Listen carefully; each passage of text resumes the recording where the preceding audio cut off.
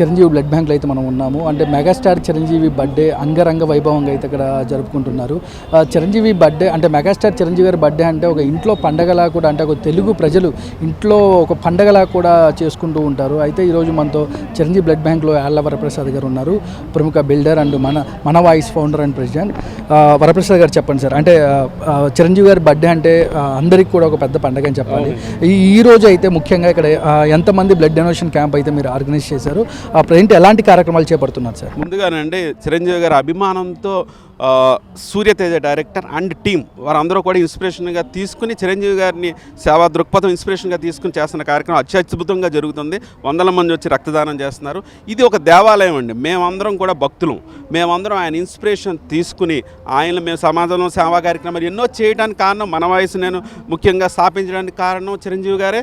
ఎన్నో రక్తదాన blood banks కూడా ఇదే చిరంజీవి బ్లడ్ బ్యాంక్ అయిన బ్యాంకులు చాలా పెట్టాం. దాని అందరూ కూడా విశేష స్పందన వచ్చి వందల మంది వచ్చి రక్తదానం చేసి లక్షల ప్రాణాలు కాపాడిన మా మెగాస్టార్ చిరంజీవి అన్నయ్య గారికి హృదయపూర్వక జన్మదిన శుభాకాంక్షలు తెలియజేస్తూ వారు నుండి నూరేళ్లు ఆరోగ్యాలతో అష్టైశ్వర్యాలతో ఉండాలని మనసారా మేము అందరం కోరుకుంటున్నామండి.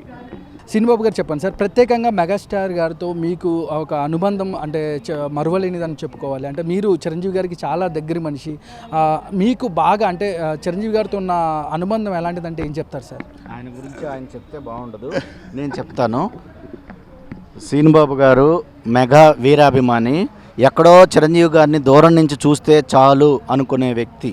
అటువంటి వ్యక్తి మన అందరికీ తెలుసు. ఈ సినిమా ప్రపంచం అందరూ కృష్ణనగర్లో ఉంటారు. ఇదే కృష్ణనగర్లో తన జీవితము పాలు పేపర్లు వేసే పేపర్ బాయ్గా స్టార్ట్ అయ్యి ఈరోజు చిరంజీవి గారి ఇంట్లో ప్రతి ఫ్యామిలీ మెంబర్కి ఇంటీరియర్ వర్క్స్ చేస్తారు. హ్యాపీ లివింగ్ ఇంటీరియర్ శ్రీనిబాబు గారు. ఆయన గురించి అసలు ఆయన చెప్పడం కాదు.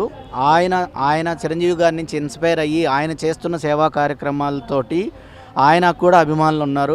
ఎంతలా అంటే ఆయన టాటూను చేతి మీద వేసుకునే అంతలా ఒక ఇన్స్పిరేషన్ అనేది చిరంజీవి గారు.